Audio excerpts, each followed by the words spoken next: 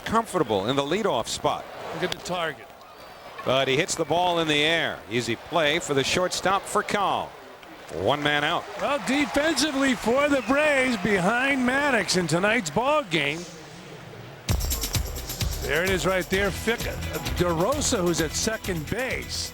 15 started second base this year.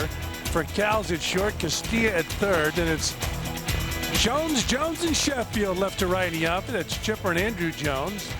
Blanco behind the plate, but DeRosa's seeing some action because Marcus Giles has had some health problems. Started right before the All-Star break. He missed out on the All-Star game. Jeff Duncan takes on the outside corner. Now, Duncan's an interesting player, and I hope you heard us mention before, but we will reiterate that Mets interim general manager Jim Duquette will join us in the third inning. And Duncan's a guy we want to learn a little bit more about, and we just found out something there. He can pull one past the diving fix. So Duncan, with great speed, is going to try for third. It's bobbled by Sheffield, and Duncan is in there easily. Boy, can he fly. It reminds me of a big Jason Tyner, probably more talent because he will hit with power, but he pulls his ball right down the first baseline, and then watch him go. This ball goes down into the corner, and Duncan easily goes to third base with a triple. Picks up McElhanty, the coach, and doesn't break stride. Forget about it. You put the ball in your pocket when a guy runs like that. You know what? I'm not so sure Gary Sheffield, who is in right field, knew that Duncan has that kind of speed, because he did not pursue that ball aggressively. So here's Jason Phillips, grabbed by DeRosa, and just like that, there are two men away. I'll tell you one thing, watching Duncan run certainly makes it exciting when he hits a tweener. Phillips right there hit a bullet, but right at DeRosa, who we are featuring in our defense tonight. But this kid right here, if he hits, no ceiling. He's got all kinds of talent. He can catch the ball, decent arm, and he can really scoot around those bases. I know, you think of certain guys when you watch somebody run. Now, he's not probably as fast, but you know who you remind me of going around those bases? Willie Davis. Remember the way he could run? Was really fast. Well, he had the long strides, and Duncan, going from home to third, has that long stride and with great speed. So here's Cliff Floyd back after missing some games with a sore wrist. And that's on top of the Achilles heel problem, on top of the knee problem. And he was talking before the game about just how great he feels having had a few days off where he didn't have to do any baseball-related activities. Well, he knows right now. It's placed the RBIs, the responsibilities on those shoulders. He's the guy. He's the guy the teams are going to want to pitch around. They're not going to allow Cliff Floyd to do any damage. And because of that, Fran, he was talking to us before the game about how patient he's going to have to force himself to be at the plate, especially with Jeremy Burnett's and his run production having moved on. Well, the one thing he doesn't want to do is think too much about it. I don't think you want to say, you know what, I'm going to have to change. You want to stay the same. Ty Wigginton on deck, he'll assume some responsibility, because if they pitch around this guy, it looks like if Maddux pitches the way he usually pitches, he's going to pitch around Floyd and pitch to Ty Wigginton. Who cares if it's the first inning? Maddux gets the pitch on the outside corner, and the count 3-1. Maddux is 20 wins away from 300 lifetime, but will he get to 300 as a Brave? This is the final year of his contract, and he's a game under 500. Well, last year was the final year also. Line drive, base hit for Floyd. In to score is Duncan. So Floyd picks up his 48th run batted in, and the speed of Jeff Duncan helps create a first inning run. It's 1-0 New York. Well, certainly exciting watching number 61 with that triple, and here's Cliff Floyd, make contact, ball out over the plate, running away from him. And Floyd didn't really hit the ball real hard, but he got it into the outfield and picks up an RBI single. So Floyd delivers. He's a two-out base runner as Duncan is congratulated by seemingly half of his former teammates at Norfolk. A lot of familiar faces in that dugout have made their way onto the Mets roster. And here, of course, is Ty Wigginton. But let me sort of take that back, because Duncan is making the jump right from Double-A. So he knows some of these kids from the farm system, but not at Norfolk. Ty Wigginton takes a strike. I like it when you get a kid with some talent and you put him into the fire in the major leagues. As you look at Timo Perez, he made a quick adjustment to Major League Baseball. I know for years you would hear experience, experience, experience. You know what? Talent's more important. Well, that's one of the things we want to hear from Jim Duquette about, specifically Jeff Duncan, and the talent level that he feels, at least for now, is going to enable him to make the jump from Double-A to the majors, if in fact they plan to keep Duncan around a while. All he has to do, get some hits, he gets his confidence, and that's all you need. Rafael Furcal the short way. That retires the side. Mets score a run. There were 2 hits. Middle of the first. 1 for the Mets. Trachsel will go to work. Steve Trachsel has beaten the Braves 5 times over the last 3 seasons. Here's the lineup that he will face tonight, put together by the manager of the Atlanta Braves, Bobby Cox, and it will feature Rafael Furcal in the leadoff spot. It's all brought to you by Ford. Mark DeRosa subbing for Giles at second, and then Sheffield, Chipper Jones, Andrew Jones, Vinny Castilla, Blanco, and Maddux. Gary Sheffield doing what he usually does to the Mets. Great numbers this season and outstanding numbers throughout his career against New York. And Steve Trachsel, with a win tonight, he can tie a career high for most wins in first 20 starts. So Steve Trachsel's numbers right there. 8-6 on the season. Better one-loss record than Greg Maddux coming into tonight's action. You see the opponent's average over 280. And Rafael Furcal will lead it off. Furcal with outstanding speed, but this year he's added power to his repertoire. He's on a pace to hit somewhere around 20 home runs. That's because he's getting older, he's getting more confident, and he's taking a more aggressive swing at the ball. Takes a strike from Trachsel, 0-1. I think that'll happen not only to Ty Wigginton, but also Jose Reyes. As you get in the big leagues, it's, you know, you're unsure of yourself. All of a sudden, you're feeling for the ball. As time goes on, you get more confident, you take bigger rips. Up the middle, and a base hit for Furcal. Well, he can run. He's on first base, so it's going to be up to the defense to help Steve Trachsel out. That's the defense right there. Phillips, Sanchez, Reyes, and Wigginton in the infield. Floyd, Duncan, Perez in the outfield. Wilson behind the plate. And the focus tonight from the top of the game will be on Duncan in center field. 4th straight start in center field this season. And if you just tuned in, you missed an exciting triple as Duncan hit the ball in the corner in right field and easily went from home to third base. Mark DeRosa from New Jersey, born in Passaic, went to Bergen Catholic High School. Furcal bluffs as DeRosa takes a strike, and boy, DeRosa's had a party against the Mets over the course of his career. He's a .387 lifetime hitter and 62 at-bats. 4 homers and 11 ribs against the Mets.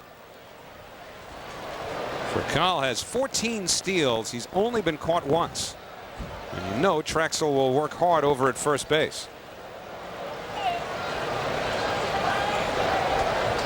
Furcal not going.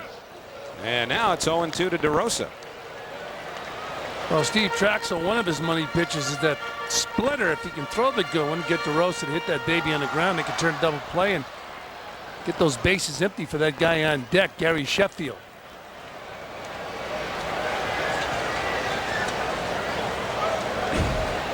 Furcal stretches the lead out. And Trachsel's first visit there, which is a little unusual for him. When you think about it, a guy like Furcal almost, I mean, there's no statistic we have that could track this, but it seems that almost automatically, before throwing a pitch to the plate, Trachsel will check in at first base, and sometimes twice or 3 times. Well, you know, it's funny. A catcher likes it, although the catcher probably is giving the sign, because a lot of those signs come from the dugout. When to throw to first base, when to step off. Not running. In the hole could be 2. Reyes to Sanchez, on to Phillips, who just does hold the bag with the unorthodox stretch. Unorthodox is right. He has patented that unorthodox stretch. There's no first baseman in baseball that will stretch like Phillips. There's the flip to second, and the return over to first base from Sanchez. Look at it again. Quickly, in the stretch. Oh, that's got to hurt. Either that or it's got to feel great. Usually when you make a move like that, there's a pillow underneath your head. That's classic. But, you know, first base is a work in progress for Jason Phillips. Well, I think Jason would prefer to get behind the plate. That's a decision the Mets will have to make as time goes on. They get two good ones in Vance Wilson and Jason Phillips. Of course, they get the big fella coming off the DL sooner or later, Mike Piazza. Always a good idea to turn a double play when Sheffield is the next batter. And he rips one foul, 1-1. You know, there are ways, and I'm not sure who has the quickest bat in baseball now, but look at the runs scored National League leaders. Brought to you by Mercedes-Benz. You see Sheffield in the middle of the pack. If you look at the big numbers, the important numbers in baseball, Sheffield's name will be in the middle of the pack. You also see Fractal, and of course Bonds owns the glamour categories. Sheffield was out in front of that, and it'll be easy for Floyd. So in the first, a leadoff hit, nothing more. We head to the second. Mets 1-0. Hey kids, you'll not want to miss the Mets game on Saturday, August 2nd. It's Build-A-Bear Workshop Day. The first 12,000 kids 12 and under attending the 1:20 p.m. game against the Cardinals will receive an exclusive Shea Bear from Build-A-Bear Workshop. For your tickets, stop by Shea Stadium or Keyspan Park. Visit a Mets clubhouse shop. Log on to Mets.com or call 718-507-TIXX.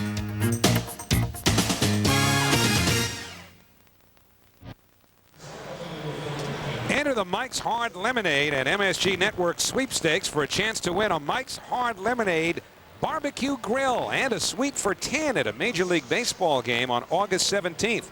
All you have to do is send a postcard with your full name, address, date, time, phone number, and date of birth to the address you see right there. Make sure to do it today.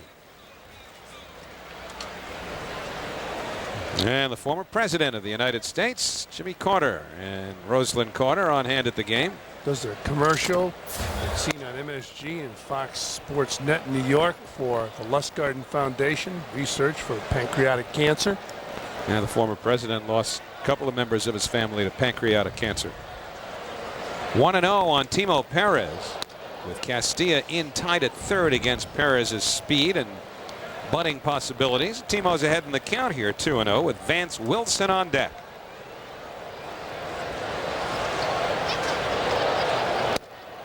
There's a patented Maddux strike. Tailing away from the right-hander and nipping the outside corner. You wonder how many strikes he has thrown over the years that didn't touch the middle of the plate, only the corners. And Perez lines one into center. And the Mets have their third hit off of Maddux, and they've got some speed aboard to start the second inning. Vance Wilson will be the next hitter. Want to check out everything having to do with the New York Mets, all kinds of message boards, interactive fun, news, notes. Hit the web at Mets.com. It's the ultimate baseball website. So here's Vance Wilson, just 4 for his last 20, but still hitting a very respectable 283. And he takes a strike from Greg Maddux.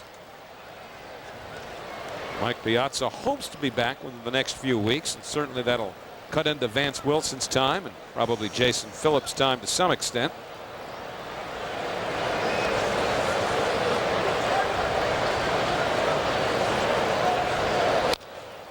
Well, Vance Wilson has certainly impressed everybody that's watched him play every day. I thought the big test for Vance, he has shown he can swing the bat, he can catch the ball, he can throw the ball. He's a take charge type of catcher, but the big test for a catcher, and Vance will tell you this, is to go out there every single day. Because the body slows down, legs get heavy, balls you catch once a week, no big deal. You don't catch up to when you're out there every single day. And the breaking ball ripped. Maddux got inside on Wilson, and that's all he could have done with that pitch. Well, that's a great shot in the glove. Imagine if you could have somebody in a clubhouse and there's a walkie-talkie on the bench. You get a guy like Bill Webb and you say, do me a favor. Every time Maddux goes into his glove, give us a shot. And then the walkie-talkie to the bench, you yell out a certain word to the hitter, and he knows what's coming. You know, I'm half surprised it hasn't been done to that extent. It probably, they might have. Bill Webb can be bought. I'm telling you. You've got proof too, haven't you? Absolutely. You've got receipts. He's happy. But it's amazing, that shot, because you get a sharp eye for picking up pitches. You'll take a picture, or you'll take a picture in the clubhouse. It's half a second to tell you what's coming. Look at that. You go in that glove, and the pitcher can tell you exactly what's coming. Throw to first. That's right. So don't lunge. That's his throw over grip. They used to have guys in scoreboards or in center field bleachers with binoculars relaying signs to the hitters. Perez bluff didn't go, and it's 1-2. If you watch the catcher Blanco, we've been talking about it since he warmed up Maddux in the first inning. Every time he gives a target, he's on a corner, one or the other. Rarely do you see him behind the middle of the plate. If Maddux threw an over-the-top curveball, you would see him in the middle of the plate. You can't move too soon.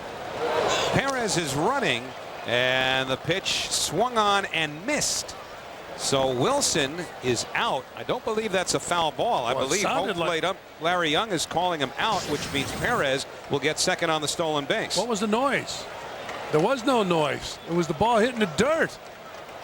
They got hard dirt here. Boy, oh boy. So it's a strikeout of Vance Wilson. Stolen base for Timo. Timo Perez, good jump off first base. Listen to this.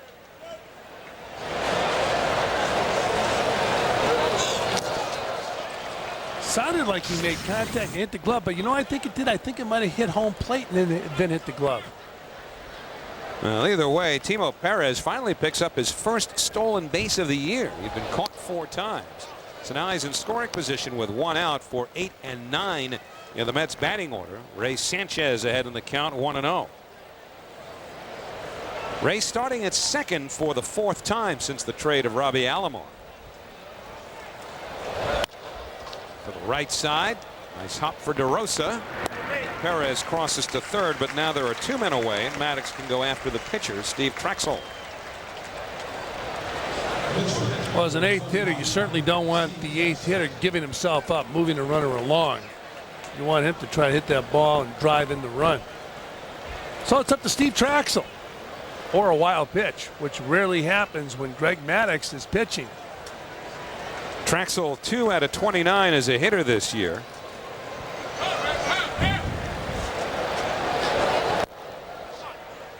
And a strike to Steve, 0-1. See Al Leiter in the dugout. He'll be pitching in this series, Howie. Scheduled to start on Sunday. Come off the disabled list.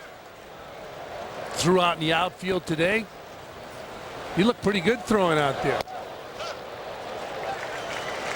0-2 on Trachsel. Mets made a couple of roster moves today that Mike Crispino told you about during the pregame show. Prentice Redmond and Jorge Volandia are here with the Mets. Trachsel to the right side, but Fick will take it himself, and that retires the side. So leadoff single. Mets can't get Timo home. Middle of the second, still 1-0 New York. Soccer fans, stay on top of your favorite teams with interviews, highlights, and analysis on the Metro Soccer Report tonight at 11 on MSG Network. This copyrighted telecast is presented by authority of Sterling Mets and may not be reproduced or retransmitted in any form, and the accounts and descriptions of this game may not be disseminated without the express written consent of Sterling Mets. I want to remind you again that Mets interim general manager Jim Duquette, who has been awfully busy over the last couple of weeks, will join us during the 3rd inning to talk not only about the moves that he's made, but where the club is headed philosophically, and in terms of further talking about some of the kids here. We mentioned Jeff Duncan before being one that might very well play a role in the Mets' immediate and long-term future. So Chipper Jones leads off the Atlanta second. Trachsel leaves one up, and Chipper didn't miss it by much. Timo Perez puts it away, 1 out. Boy, he just missed that, and Gary Sheffield just missed his in the 1st inning. And by the way, this Major League Baseball moment is brought to you by Mohegan Sun. And where was it? The All-Star game. What was it? A double off the bat of Andrew Jones. And that was in the 5th inning as the National League went up 5-1.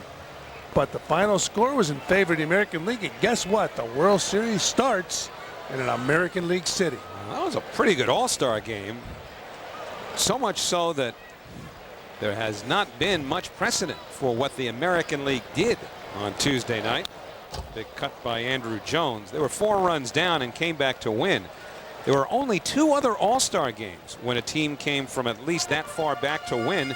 You have to go all the way back to 1934 when the American League came back to beat the Nationals. And in 1955, the last time it had been done, when the National League came back to win. So that was a comeback of almost monumental proportions, at least in the all-star game context. Andrew Jones lifts one up. Wigginton and Reyes, and it's Reyes who yelled him off. 2 men away. I'll tell you one thing, we've seen 3 big swings from these Braves and 3 just misses. As you hear Reyes, well, you see Reyes yelling, he's got it, and Ty Wigginton at the last moment stop. I know one thing, if I was a shortstop and I had to call off Ty Wigginton, I would do it in a forceful manner because I think Ty is going to run until he makes contact. There are adjustments that infielders have to make when they are new to each other. And it's not only in some cases the infielders, but the outfielders once in a while too. Robert Fick takes out, or on the outside corner for strike 1. Think of what left fielders in particular had to deal with when they had to learn to play with Ray Ordonez, who would range way out into the outfield. Well, I feel if there are certain guys, like Reyes could be one of those shortstops, so could Cal, with their range to be able to go into the outfield and to go deep into the outfield. I'd rather have Reyes make the catch than, with all due respect, Cliff Floyd. Reyes would be a steadier glove man. But of course, the cardinal rule in baseball is give way to the outfielder, but I think there should be certain exceptions. Bernard Gilkey learned to make one for Ordonez. Oh, sure. And you got to watch. I mean, and for Cal's the same way. As I mentioned, he's got good range. But Chipper Jones, the left fielder, would probably give way. But Reyes can go get him with anybody. 2-2 now, as Trachsel missed with that splitter against Robert Fick. Fick having a good year, but not providing the kind of power you ideally want from a first baseman. He's only hit 8 home runs. Yeah, he had some big years with the Detroit Tigers, and his dream was to play with the Angels. Grew up out in that Southern California area. That's what Steve Trachsel did. So the count full now to Robert Fick with 2 out and nobody on here in the Atlanta second. Although Fick hasn't hit for a lot of power, he has hit 2 grand slams this year. So payoff pitch on the way, and it's outside. You know, you look at the Braves this year, they're winning the division, but they're doing it in a different manner than they have in the past. They've done it when they relied on, outstanding pitching. They're still getting good pitching, but they're doing some hammering with those bats. They got a chance to win their 12th consecutive Eastern Division title, and that, to me, is an incredible feat. Now, they've only won 1 World Series, but to come out on top after 162 games, 12 straight years, if they win this year. And the Braves coming into this game with a healthy lead in the National League East, 8.5 up on the Philadelphia Phillies. I think what hurt them in the playoffs over the years is they never really had, except for maybe John Smoltz, a guy who could knock the bat out of your hand. They were all finesse pitchers. And you have to have that pinpoint control when you go out there in those big games. Let's take a look at our quote tonight, provided by Gary Sheffield and brought to you by Tri-State Consumer Auto Insurance. And Gary says we haven't really played the way we're capable of. Our offense was good. I think we're going to pitch better. You haven't seen the real Braves team yet. Nice thing to look forward to if you're the competition. It's a scary thought, at least for pitchers, when you consider that the Braves have hit more home runs than any other team in the major leagues. They're 3rd in the league in runs, 2nd in average, but only 8th in pitching, which is different for a Braves team. 1-1 on Vinny Castilla, who's had a good comeback year. Yeah, when they picked him up, a lot of people felt he was going to be gone from the Braves after last season, and Chipper Jones would move back to third base. Well, they stayed with Castilla, and he's put up some solid numbers, and he's been very impressive defensively.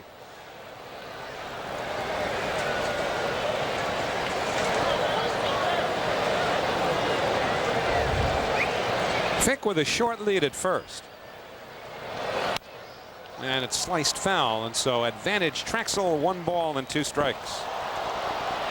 Castilla, as you look at Henry Blanco on deck, has had all kinds of fun hitting against Steve Trachsel in the past. Castilla 15 for 44 with 5 home runs against Steve Trachsel. Well, he's going to win 2. If he's got his good splitter, throw it. You got Blanco on deck. You heard the numbers that Howie just rattled off. Castilla against Trachsel. Target in the middle of the plate. And it's lined to left. Will it stay up? No. Floyd keeps it in front of him, but Fick will go to third anyway with 2 outs. Hey, looks like he threw him the splitter, and Castilla, who's as comfortable as anybody against Steve Trachsel, went down and got it. Watch this. Ball was below his knees, and Castilla, who's extremely comfortable against Trachsel, puts the ball in play and picks up a base hit. So eventually you're going to have to think about making him a little bit uncomfortable, because he just hit a nasty pitch. Here's Fick, runner on first base. He sees the ball drop in, and it's blocked by Floyd. So Fick goes to third base, and look at this is excellent hitting by Castilla. Head down, hips open, toe in, takes that ball and serves it into left field. That's a good pitch. And as I mentioned, he's extremely comfortable at home plate, and that's a sign that you're going to hit that guy, so you're going to make him a little bit uncomfortable. So now it's Blanco, just 1 for his last 24. In the air, right field. Perez over by the line. Did he hold on? He did. Nice play by Timo Perez. So the Braves do not score. Mets GM Jim Duquette will join us in the 3rd inning. MSG delivers New York sports opinions on Angles. Al Trotwood covers the hottest topics in sports from all directions. Watch the opinions fly on Angles, presented by Beck's Beer. Tonight only on MSG Network, the ultimate destination for New York sports. In the morning, it's the WB11 Morning News. Helpful, Wrapped at the surface. It's a pretty tricky storm. We'll keep you updated. entertaining, R&B's top star is cleaned up for the Billboard Music Award. informative. Over to the Cross Island Parkway at Jamaica Avenue. At night, it's all the news you can use on the WB11 News at 10. In the morning, the WB11 Morning News. At night, the WB11 News at 10. Look to the WB11 News morning and night. It's New York's news. I mean, Liberty's like pure basketball. I've always believed that defense wins championships. Even though we don't play above the rim and we play team basketball, we still play with the heart, we still play with the desire, you know, we still play with the intensity. It's all about that pure game. I love it. New York Liberty on MSG. This is our time. Greg Maddux gets set to start the 3rd inning, and as we do, we'll look at tonight's episode of Fast Facts, brought to you by Panasonic Ideas for Life. And it's all about Jose Reyes, who did something last weekend that had not been done, well, in what's that, 28 years since Robin Yan, as a 19-year-old Milwaukee Brewer, had 2 straight 3-hit games at the age of 19. And Robin Yan was a shortstop who was converted to center field, and he had an outstanding Hall of Fame career. And there's Jim Duquette, and he's going to give us all the answers. What do you think, Duke? I gave you some answers on Saturday, Yes, Fran. You didn't believe me. Yeah, you're right. I asked you, you said it. He's kidding me. 0-1 here to Jose Reyes. Well, obviously you've been pretty busy over the last few days, and before we talk about the particulars of those who have come and those who have departed, are there any more deals in the works? Do you expect that you could still do something by the 31st of July? I don't expect anything major at this point. I think the major deals are completed. There might be 1 or 2 things that we might be able to do as we get closer to the trade deadline, but you know, unless we're blown away with an offer on 1 or 2 of our other players, I think that the likelihood is we will stick with the players that we have going forward for the rest of this year, because we feel like they're players that can help us win next year. Duke, we just had a shot of Art Howe. Is he involved in discussions with these trades? Yeah, Art and I speak every day, sometimes twice a day, or as the trades started materializing, I would speak to him a third time. Just, you know, the unfortunate thing about what we were doing here, he didn't know a lot of the players that we were trading for. They were minor league players, AAA players, AA players, so I was able to, you know, at least keep him updated on what we were doing. But for the most part, he didn't have a lot of input on the trades in terms of the players that we were getting back. Well, let's talk about Jeff Duncan, who's batting now, for a moment. You saw him triple just inside the first baseline first time up. He's making the jump, at least for the time being, from AA. Is it possible that he could stay up here, or is this kind of an experiment? Well, the way we're looking at it is an experiment for him, and I think that who knows, you know, the key for us with Jeff is we want him to get at bats, and if he can get the at bats and perform the way he has so far, then we're going to keep him up here. And if there's a point where he hits a lull and we feel like he's overwhelmed a little bit, then we'll send him down to AAA and continue to get his at bats down there and progress that way. Do you have a faster runner in your organization than him? He was flying on that triple. Jose Reyes might be a hair faster than Duncan, but Duncan is he's, I would say, in top 3 in our organization. Essex Snead, who's down in AAA, and we saw in spring training, he is another guy who I would say Duncan and Reyes and Snead are the 3 quickest. Let's talk philosophically now about where this club is going in the future, because obviously you've gotten a lot younger for this year. 2-2 to Duncan. You've added prospects that will keep you young down the road. Will this club be in a position, especially with the relief that you now enjoy financially with contracts that you've moved, to pursue whether it's a premium position player like Guerrero or a premium pitcher like a Bartolo Colon? Are those players that are potential New York Mets? Yeah, the ability to make some of these moves, and the free agent, some of the free agents that that we're going to free up about $40 or $44 million in salary this offseason. Now, is that before you get relief on Vaughn next year if he does not come back? So it could be more than that, right? It could be more than that, yeah.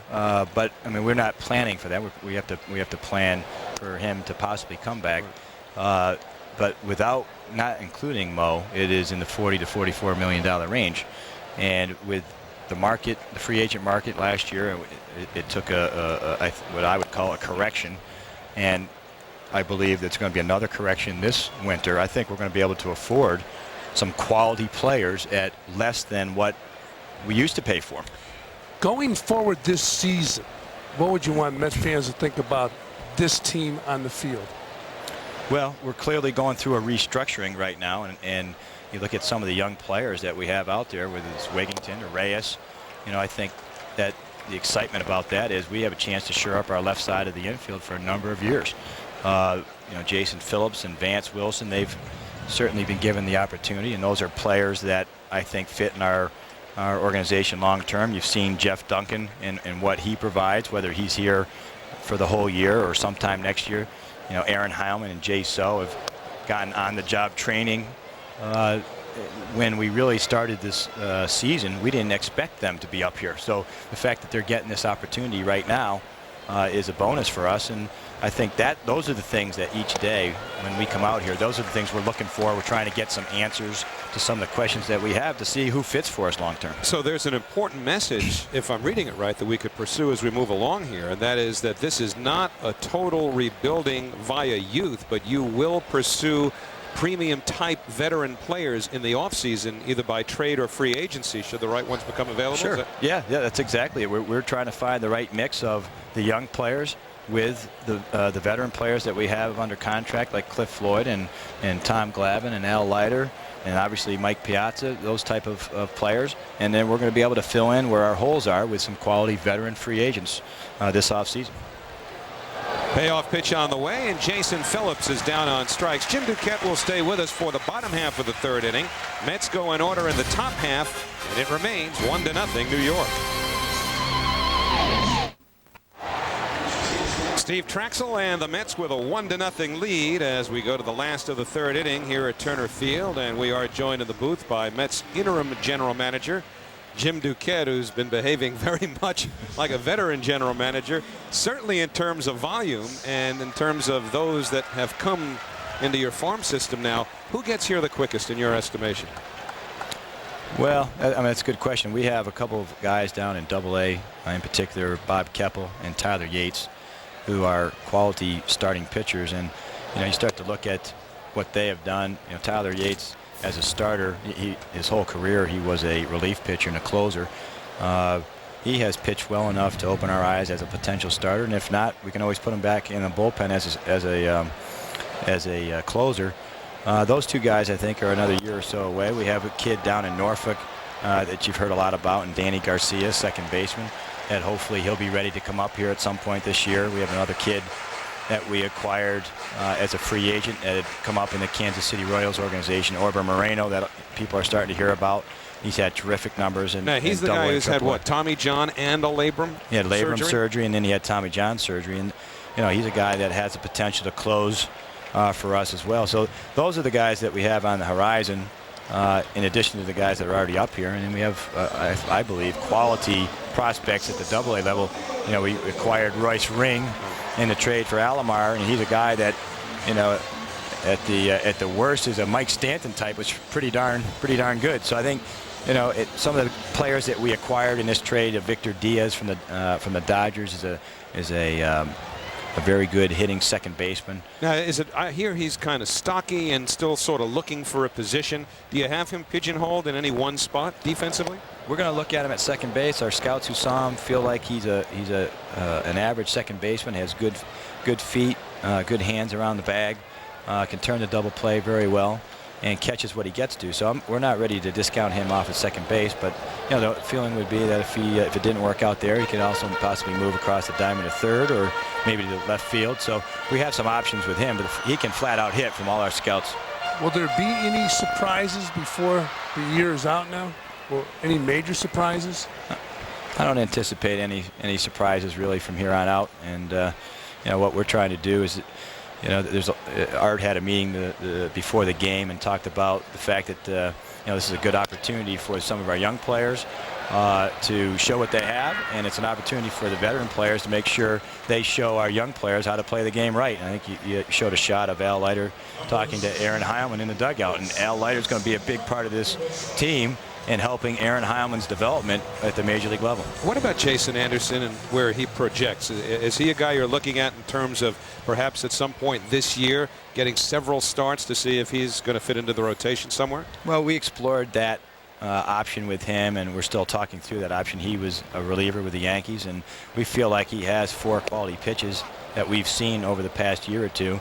And the bottom line with him is he got irregular work this year because of the number of times he came up and down with the Yankees. And what we want to try to do is get him consistent and regular work.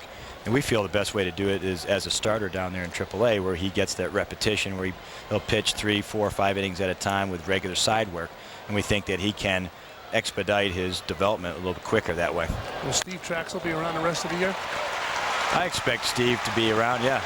He's a guy that we feel is going to help us in the long run, the rest of this year and next year. We know that over the past 2 years, this is a pitcher that has had a good or great level of success for us.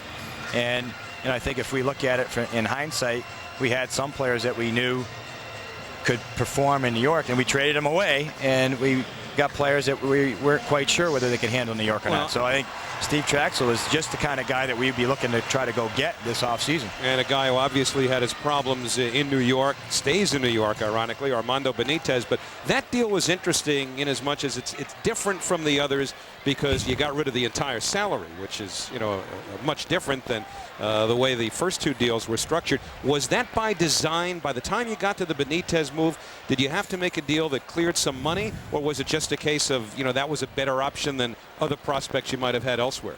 The main goal with the Benitez trade was to get value back, and what we felt between the level of the prospects that we got back and the fact that the Yankees were willing to pay his salary, that package, that value was better than anything else that we were offered. So we had significant offers from other clubs as well, but we were real high on Jason Anderson, and we're extremely high on the kid that we got in low A ball, Anderson Garcia.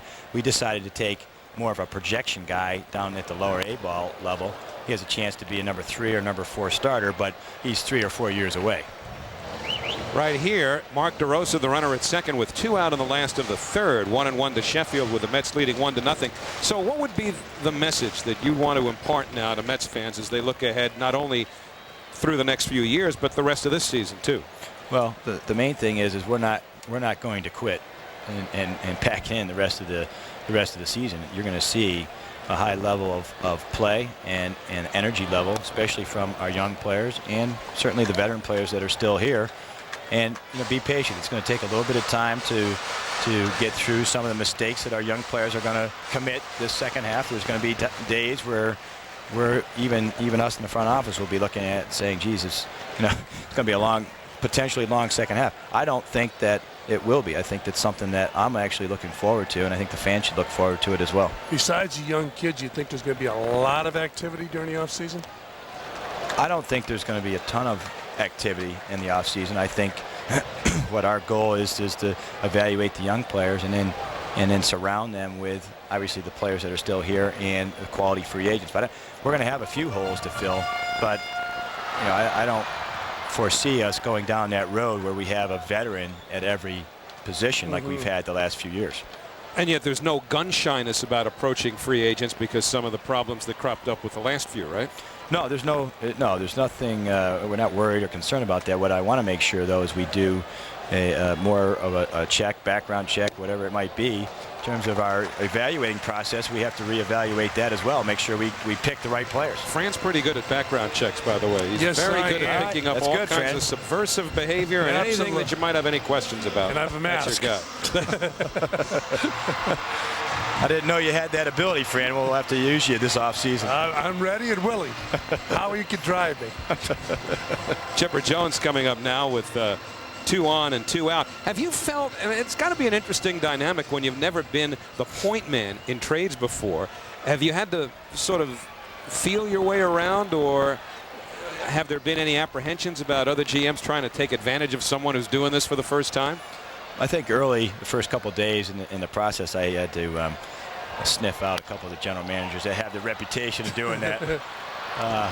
But I think in the end, I think they realized I've been prepared for this position for a long time, and I got back into a routine, and I think we're ready to move forward here in the next couple of weeks right up to the trading deadline. Well, good luck, and thanks for joining us. We appreciate all the time. Thanks for having me on, guys. Okay, that is Jim Duquette, Mets interim general manager.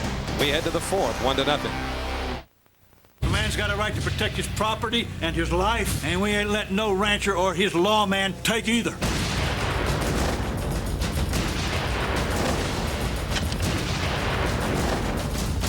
Men are gonna get killed here today, and I'm gonna kill them.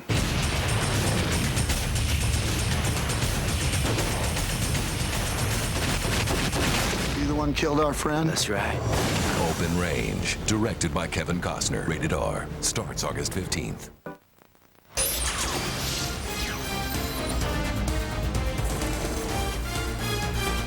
Welcome back to Atlanta, Georgia. Turner Field, located just outside the downtown area here in Atlanta. The Mets with a 1-0 lead, and they will bring the middle of their order to the plate against Greg Maddux in the 4th inning. For the play-by-play, Fran Healy. All right, Howie, as Cliff Floyd steps in and takes a ball. By the way, Maddux, who's on the mound tonight, has 220 wins since the start of 1991.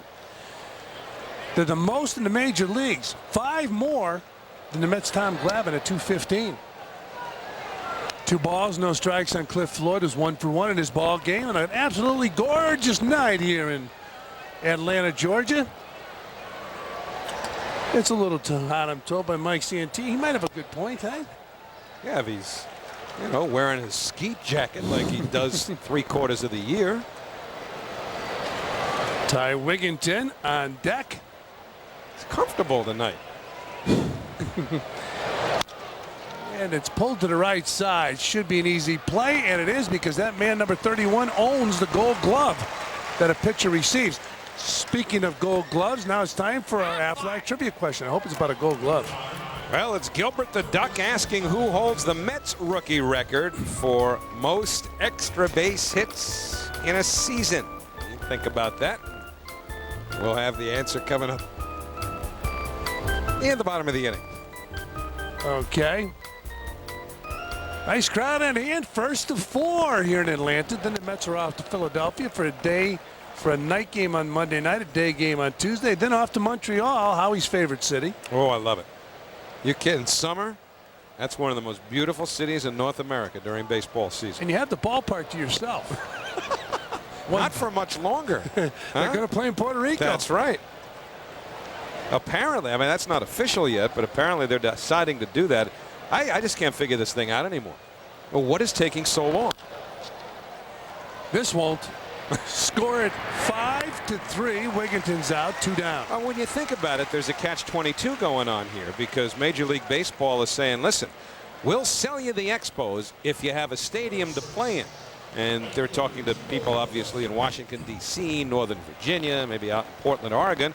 But those municipalities are saying, well, wait a minute, we're not going to build a stadium like they did in Tampa and have it sit there for 10 years unoccupied unless we have a commitment. So there's kind of a little catch-22 going on that's, I think, precluding that deal from being done. Timo Perez, it's a high fly ball. Watch this guy. He might catch it in his back pocket someday. And that will do it. 1, 2, 3 here in the 4th. Go to the bottom of the 4th. It's 1-0 Mets. Hey kids, come spend your summer nights at Shea. Don't miss Tom Glavine Bobblehead Night on Saturday, July 26th. See the Mets battle the Cincinnati Reds at 7:10 p.m. The first 12,000 kids 12 and under will receive a Tom Glavine bobblehead, courtesy of State Farm Insurance. For your tickets, call 718-507-TIXX or log on to Mets.com.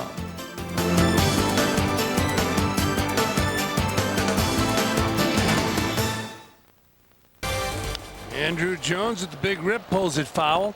You know, we were talking about the Montreal Expos just a few years ago. The debate was, who would you take on your team? Vladimir Guerrero or Andrew Jones? Neither one of them if they wear those things.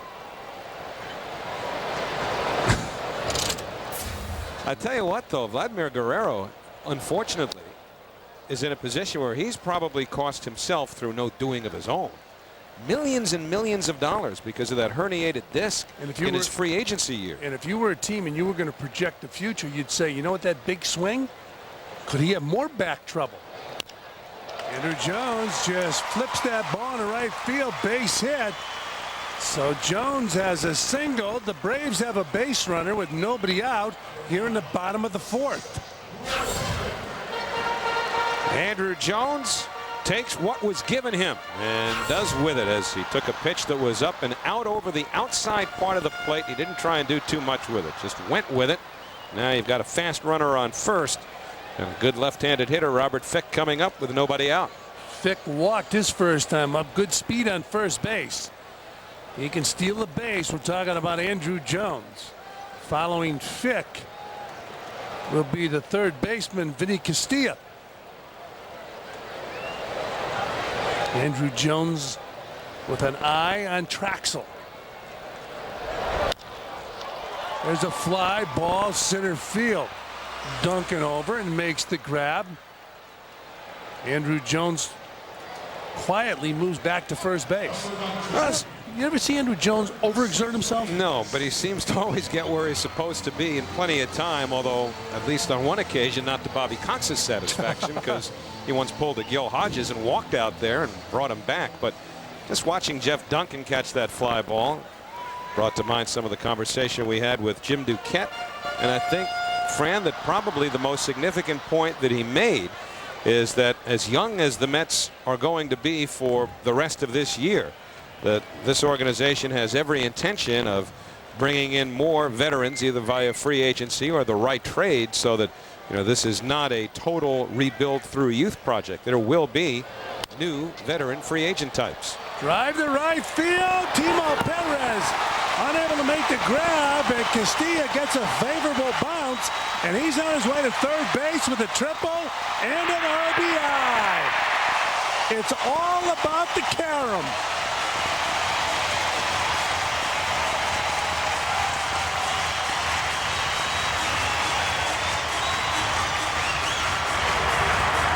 We're all tied at 1. Well, Vinny Castilla Castilla is not a guy who hits many triples. That's his second this year. Another pitch that was up and out over the plate. But watch how far that ball bounds away from Timo Perez. Duncan could not get there in time because Duncan had been shading to the pull side against the right-hand hitter Castilla. So Andrew Jones with a nice easy gate came around third, and Timo recovered as quickly as possible. But even though Castilla didn't exactly break hard out of the box, he still got such a big carom on that ball off the right field wall that the play at third base was not close. So Castilla on third, Andrew Jones in the dugout. Mets and the Braves are tied at 1, and Henry Blanco will be the batter. He's 0 for 1. Fouled out to Timo Perez in right field his first time up. Pulls it foul down the third base line. Nice play by the ball boy, playing it on that one hop. Art Howe is playing the infield in here with 1 out in a tie game in the 4th inning. Greg Maddux has certainly settled into a good groove, so Art understandably thinking that runs are going to be tough to come by the rest of the way. And this is up to Steve Trachsel right here. He knows Blanco. He's pitched against him. On deck you have the pitcher. If you walk Blanco, you set up the double play. You got a pitcher who throws a splitter who can get ground balls. And the squeeze. And they got Castilla. This should be an easy out, and it is. So Blanco doesn't make contact, and it cost the Braves. 2 down. The suicide squeeze, the runner at third base goes on the delivery, so the pressure is on the hitter to just put the ball in play. And when the hitter misses, as Blanco did there, the runner is a dead duck. Castilla takes off as Trachsel delivers home, but when Blanco misses the pitch, there was no chance of Castilla getting out of that without a defensive misplay. And the key there was Trachsel threw a nasty splitter that dropped underneath the barrel of the bat. Blanco fouls it off, so 0-2 on the catcher. First of 4 here in Atlanta between the young New York Mets. A lot of new faces, especially in the minor leagues. If you missed it, Jeff Duncan, who hit a triple tonight, and it was impressive the way he went around those bases. Trachsel just bounced that splitter up there, so it's 1-2.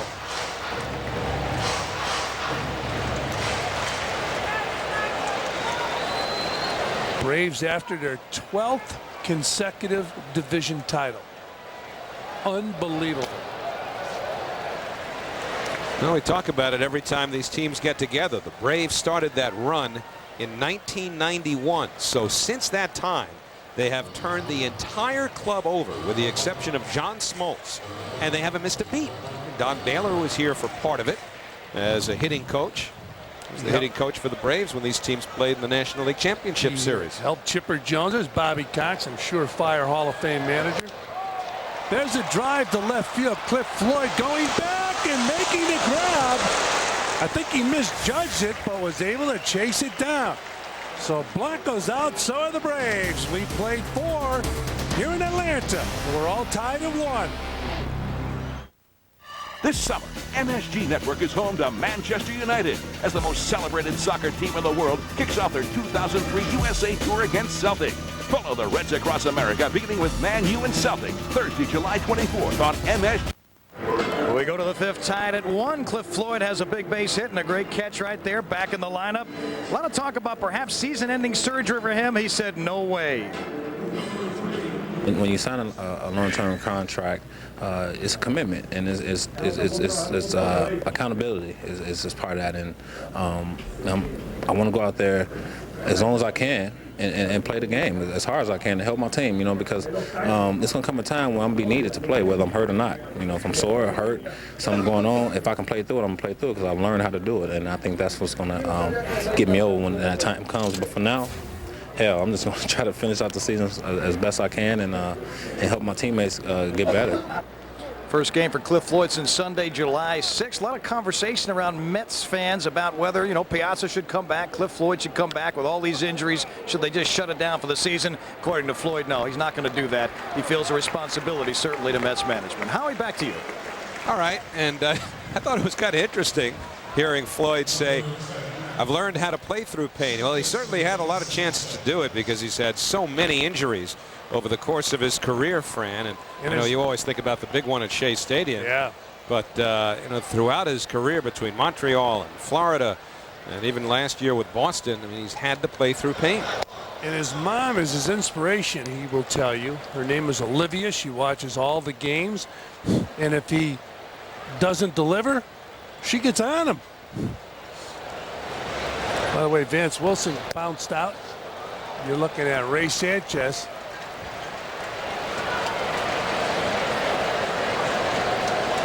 Sanchez grounded to second base in the second inning.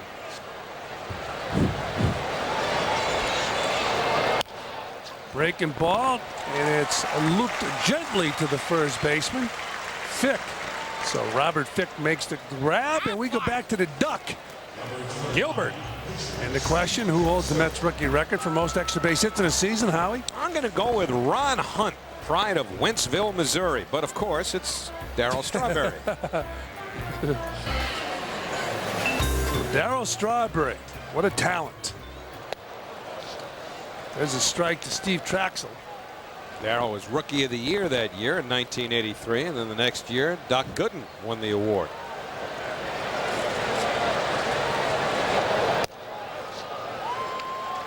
Seems like yesterday, doesn't it?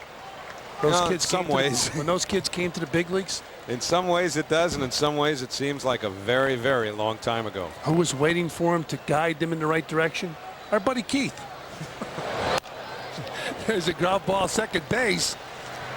Scored 4-3. Keith, we're just kidding. That'll do it for the Mets. 3 up, 3 down here in the fifth. We go to the bottom of the fifth. Tied at 1. So if it's blue, we're pregnant.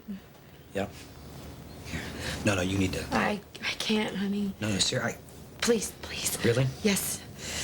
Okay.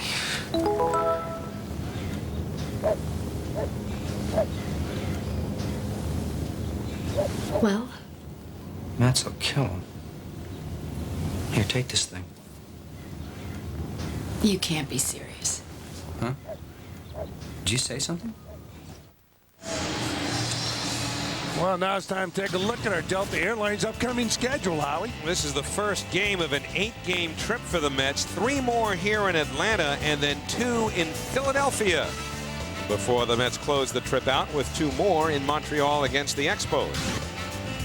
That's how the Mets will get from city to city. Delta. 2003 new Mets official merchandise catalog is now available, offering a great selection of items like the 2003 new orange batting practice jersey. Just call 877-THE-GAME for your copy. Greg Maddux leads it off for the Braves here in the fifth, and he pops it up. Duncan says, I got it. And he does. Jeff Duncan, who has a triple in tonight's ball game. Mets are looking at young players to bring them up and grow them big here in with the New York Mets. They're going to try and combine it with some veteran players. Rumor has it a number of executives had traveled to the minor leagues during the All-Star break to check out minor league baseball. They've been consistently checking out their minor league system all year. Rafael Furcal's the batter. Stole his 100th career base this year. He is 14 for 15 in stolen base attempts this year. That 100th base was of his career. I don't think anybody's going to steal 100 bases again because of the old slide step. His last at bat, he grounded to second base, and he takes that splitter off the plate down low.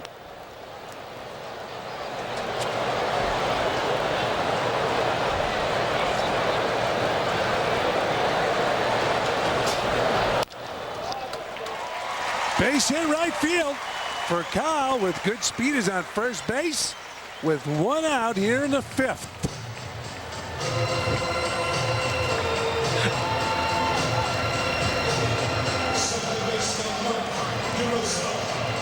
Time of day when dusk is creeping in between the lights and that twilight sky. Great song. Outfielders sometime. What, Lights and Twilight Sky? Twilight. Oh. Twilight time. Before my time, I'm sure. I don't think so. As for Kyle leads off first, I'll guarantee it's before his time. Although he picked up about 3 years overnight. Went from 23 to 26, didn't he? It's a long off season.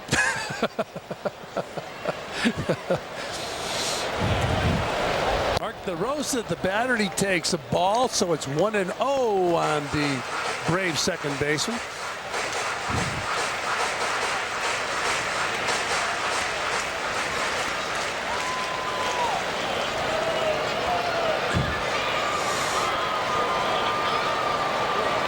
For Kyle with the lead. And they check him. 1 run on 3 hits for the Mets, 1 run on 6 hits for the Braves. You don't see that tomahawk chop very often anymore, do you? Well, they've won for so long, their arms are tired.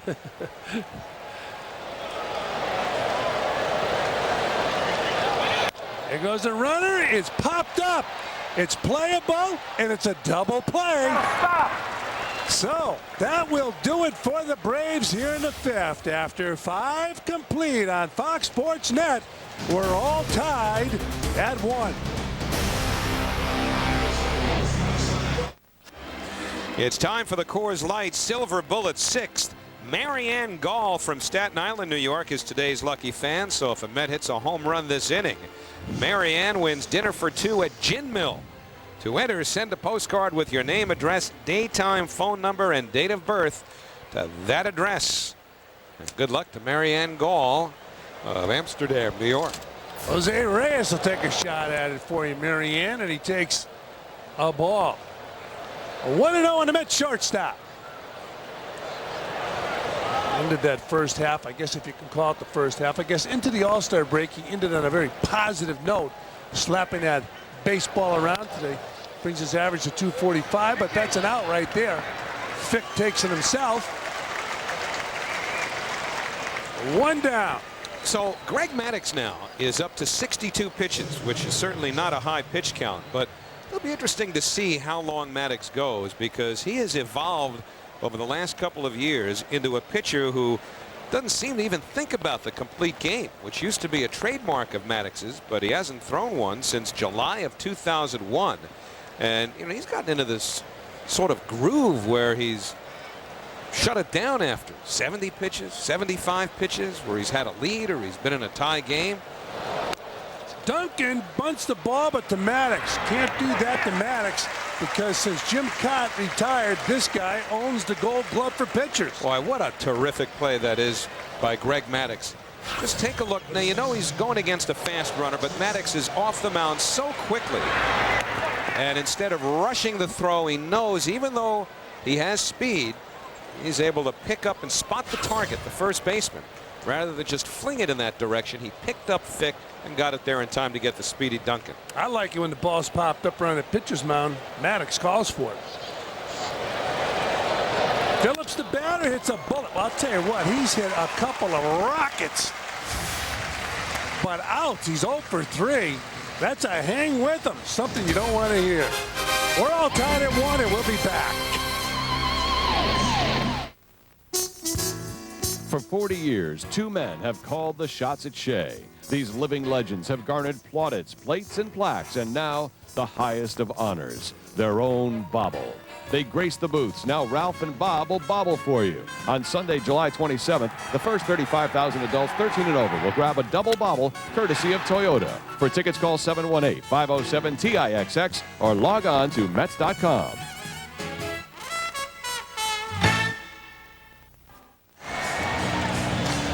Steve Trachsel and Greg Maddux have allowed 1 run apiece.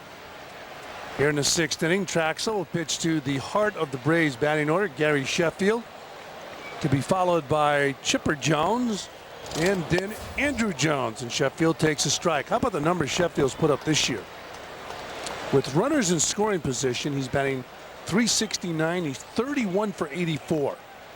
To me, that's the most important thing, driving in those runs, and he's done it very well.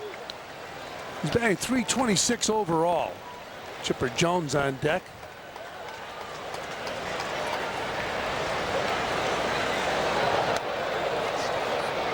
Sheffield takes ball 2. So 2-1 on Gary Sheffield. He has 17 home runs this year. Against left-handers, he's batting .362. Against right-handers, .318.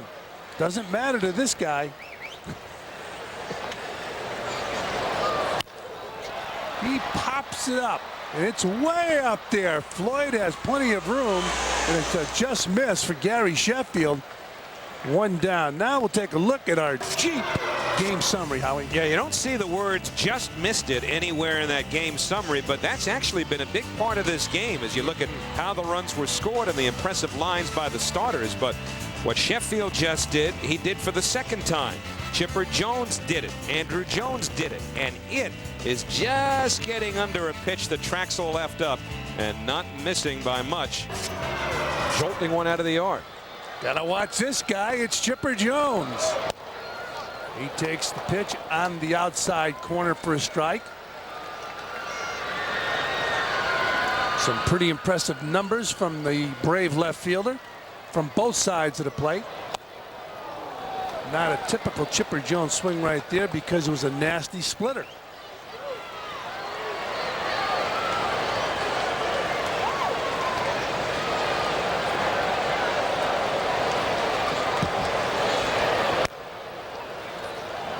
The old waste pitch, 1-2. How about another splitter?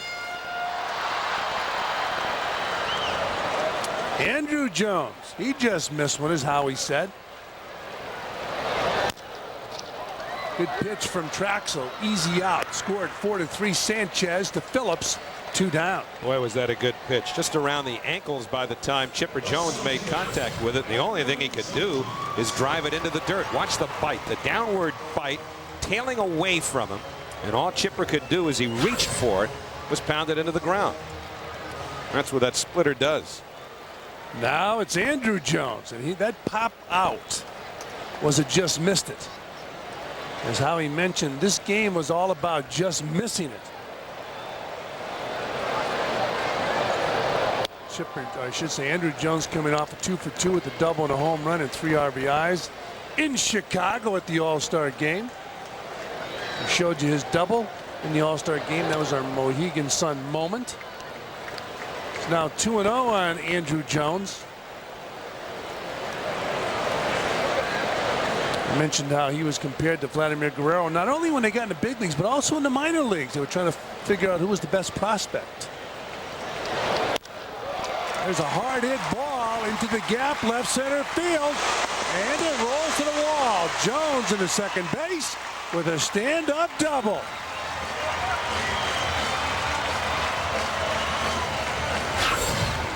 Second hit of the game for Andrew Jones. And again, that pitch was up. That's why Jones was able to drive it with authority. That pitch stayed about belt high, giving Andrew a chance to find the seam between Floyd and Duncan. And Andrew coasting into second base, certainly not thinking about 3 with 2 outs. You never want to put yourself in a position where you can make the last out of the inning at third base, especially the way this lineup can produce runs.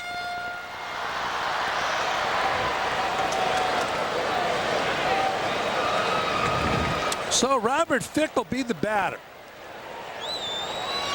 Vinny Castilla on deck. The left-hander batting right now, right-hander on deck. Forget about the book because Vinny Castilla hammers Steve Trachsel. Andrew Jones with the leadoff second base. He can run. Fick takes a ball. So it's 1-0 on Fick. Of course, since they picked up Fick, he has certainly taken some playing time away from Matt Franco and Julio Franco. He has something against the Franco boys, doesn't he?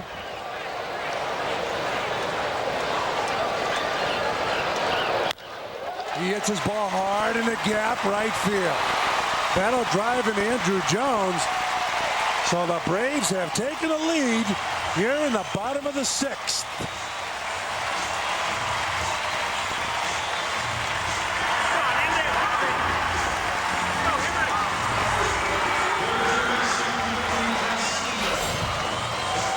2-out damage by the Braves here as that one stayed just above the knees, enabling Fick to drive it into right center. And Andrew Jones, with his great speed, particularly with 2 out, was able to score easily. So the Braves with 2 runs, and Andrew Jones has scored them both.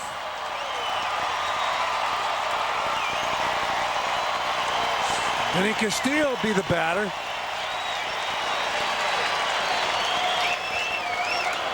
Castilla in the second inning, single left. In the fourth, he tripled down the right field line. As we mentioned early in this contest, he owns Steve Trachsel.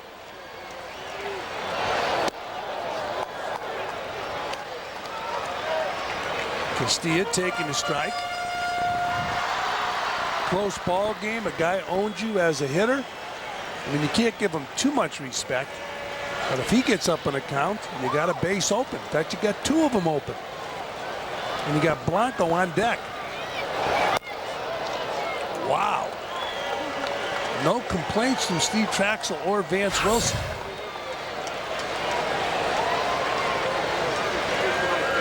From there, it looks like it just missed the inside corner. Of course, that angle is taken from not directly behind the pitching rubber, off to the side. Fick back. You wanted it, though. I know you catcher. You would have framed it, grabbed it, campaigned for it, whined about it.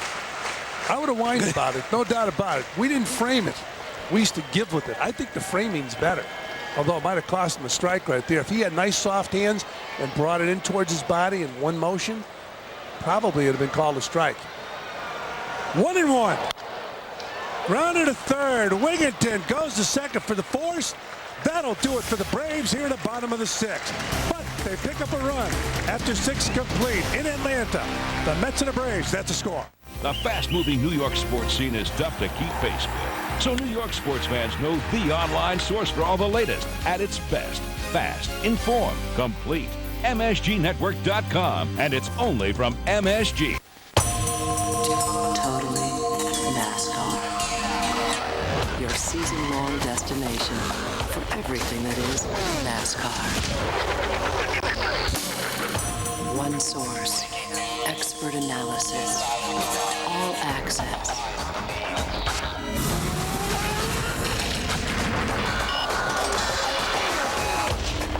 Totally NASCAR.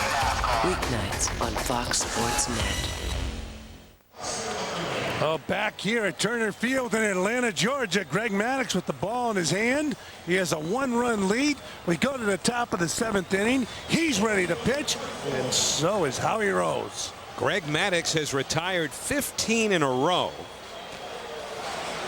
It took him 4 pitches to get out of the 6th inning. You know, Howie, I think it's a great example for a youngster watching a baseball game and having dreams of playing professional ball and is not overpowering. Unfortunately, the scouts gravitate to the hard throwers. But if you look at a guy like this, he's never been a hard thrower. He played minor league ball with Rafael Palmeiro. And I asked Palmeiro, did you think, when we were in Texas, did you think he'd be a big star in the big leagues? He said when he pitched an A-ball, he said, I figured he had a chance of making the big leagues. But he threw like this in the minor leagues. You know what? If that Questec thing catches on in every ballpark in the country, scouts are going to be forced to reevaluate the way they assess pitchers. Looped over towards the line and in foul territory. Castilla puts it away. Let's check in with Mike Crispino. Mike? Howie, Braves came into this game with 61 victories, most in the major leagues, and normally they'd have home field advantage if they got to the World Series this year. But as you know, in Chicago, the American League took it away by winning that All-Star game. I asked one of the Mets about whether he thought that was fair. Play, especially from our young players. I believe in it. You know, I believe that whoever wins the most games during the regular season should have home field advantage, and it shouldn't be determined for a game that's you know, it's a break in our season and should be a lot of fun, you know, and enjoyable, and you know, but it was a great ball game, and hopefully the home field advantage won't matter, and that's what Greg Maddux had retired 16 in a row before Ty Wigginton yanks one out of the yard And the Mets tie the game 2-2 as Wigginton picks up his 7th home run of the year. So Greg Maddux, who was just cruising along, having thrown only 67 pitches with 1 out in the 7th, gets burned by Ty Wigginton. And this game is all tied at 2. Timo Perez fouls one back. It's 0-1. Take a look at it again. The target's outside. The ball hung up. And Ty Wigginton ratty-tacks it over that wall. A home run for Ty Wigginton, and Greg Maddux said, I shouldn't have hung the breaking ball. 18th home run that Maddux has allowed this year. And he misses inside there to Timo. The count 1 ball and 1 strike. So Ty Wigginton, one of the young players, integral not only to the Mets present but to their future, has delivered the tying hit. 2 balls and 1 strike now on Timo, who has 1 of the now 4 hits that the Mets have had in this game.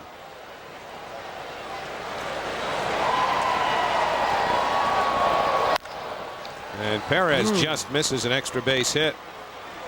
So Joe McEwing, even though he doesn't figure to be a part of postseason play, still doesn't like the way things turned out because of how the All-Star game wound up.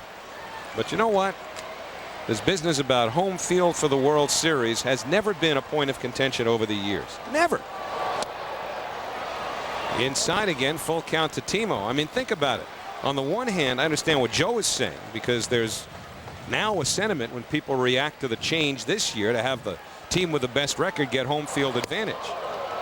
Ball 4. Well, where are all those people before they came up with the change in the All-Star format this year? There was no, and I mean no, clamoring from anybody to change the system of awarding home field advantage for the World Series. I like the idea that the players go there, and it's an exhibition game, but they play their hearts out. And sometimes it's right. Well, they don't always. This was a great game this year. For years they did, though. For years it used to be, that Midsummer Classic. People got excited about it. So did the players. And it'd be nice to see them get that atmosphere back. And, play a game like it's in Sandlot Ball. We are better than you guys, and we're going to show you. I just wish the players felt that way. That's what I mean. They don't seem to. They should, though. Here's Vance Wilson, who struck out and grounded out. So a tie game now. Mets 2 runs, 4 hits. The Braves 2 runs, 8 hits. And Maddux paying attention to Timo, who stole his first base of the year in the 2nd inning. Timo's been caught 4 times. Well, Timo can certainly help himself out and the ball club by being more aggressive in the stolen base department. But there are some managers who are conservative, and they don't want players thrown out at second base. They pitch out here, but of course, in fairness, what's that? I hated that when you were now. See, the pitch out comes in the dugout. I hated it when I called the pitch out, and I was wrong, but I was consistent. A pattern developed? Yes, it did. Oh, okay. As you look at Tony Clark on deck to hit for Sanchez here, in fairness to Timo, he had that leg problem, which cost him some time. Hit hard by Wilson right at Chipper Jones. And Timo heads back to first. Now there are 2 men away. Well, Vance Wilson put the head of his bat on the ball, and it's a bullet right at Chipper Jones in left field. It makes you feel good that you had a good at bat. You put a good swing on the ball. You get in the dugout. You get the low 5s and high 5s, and then you say, you know what? I just made another out. Hard out, big deal. Yeah, it doesn't matter. See, Tony Clark was going to hit for Ray Sanchez. Extra player on the Mets bench tonight because of all the roster moves. Mets are going with 10 pitchers for tonight. They'll bring up another one tomorrow. In all likelihood, Edwin Almonte. Interesting that Tony Clark is all of a sudden pinch hitting. We're in the 7th inning. We're all tied at 2. So I got to believe that Art Howe feels Tony Clark has a better chance of jerking a Greg Maddux fastball than, say, a John Smoltz fastball in the 9th inning. Could be that he has more respect for the speed of his bat against Maddux. And Maddux is staying away. 2-0 here on Tony Clark. Batting for Ray Sanchez. In the 7th inning. With 2 out, runner on first is now 2-0. Here's the situation Art Howe wants. A 2-0 pitch to Tony Clark. And it's hit to the left side. The infield was pulled around, so a tough play for Castilla. Not in time. So Tony Clark with an infield single. Boy, Castilla had to cover a lot of ground at third base. Yeah, he did a nice job getting the ball to first base. And Jason Phillips has been working with Fick on this stretch. Watch this. As Tony Clark hit the base, Fick went down. Another look from the third base camera. Now Fick stretch. Look at that. Right off Phillips' textbook. And right after that, he goes down. Tony Clark got a break. I would say, what? Up? Tony Clark get down. He would look like he's running in one place for a while. Bang, bang, play at first. It looks like the Mets and Tony Clark caught a break. And we're going to get a pinch runner, Joe McEwing, going out to run for Tony Clark. So Art Howe pressing a button here in the 7th inning, and it worked out. Well, Art's now going to use his second and third players off the bench. He's got a 7-man bench tonight. So Clark will leave the game after hitting for Sanchez and reaching on an infield hit. McEwing will run for Clark, and Cedeno will bat for Trachsel. So the Mets now making a bid here in the 7th inning after tying the game to take the lead. But it's interesting. Art Howe wants these guys to hit against Maddux rather than getting later on into the game and having to bring them off the bench against Smoltz. I think he figures just take your shot against Maddux because Smoltz is as close to automatic as it gets. Of course, they were saying the same thing the other night about Eric Gagne in the All-Star game. I would still take my chances with the right-hander from the Dodgers. 0-1 now on Roger Cedeno, the pinch hitter. But we've seen Art Howe go to the bench for 2 pinch hitters in this inning. Just for fun, Clark was 2 for 4 and still is in his career against Smoltz.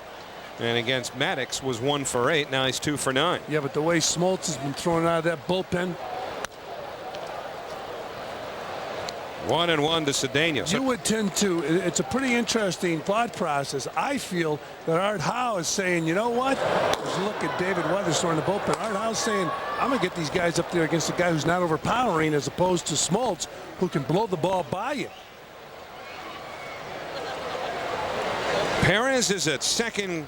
McEwing at first with 2 out, and Cedeno hits it into the air. Little looper, maybe a tough play, but Furcal gets there, and that retires the side. So the Mets leave 2 after they tie the game, and they tied it thanks to Ty Wigginton, who took Greg Maddux deep. Wigginton with his 7th home run of the year ties it. Time to stretch in Atlanta.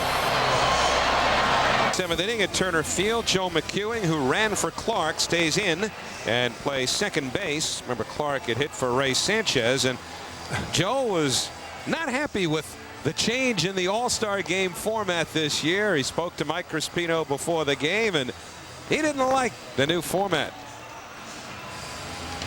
You know, I still don't believe in it. You know, I believe that whoever wins the most games during the regular season should have home field advantage, and it shouldn't be determined for a game that's you know, it's a break in our season and should be a lot of fun, you know, and enjoyable, and you know, but it was a great ball game, and you know, hopefully the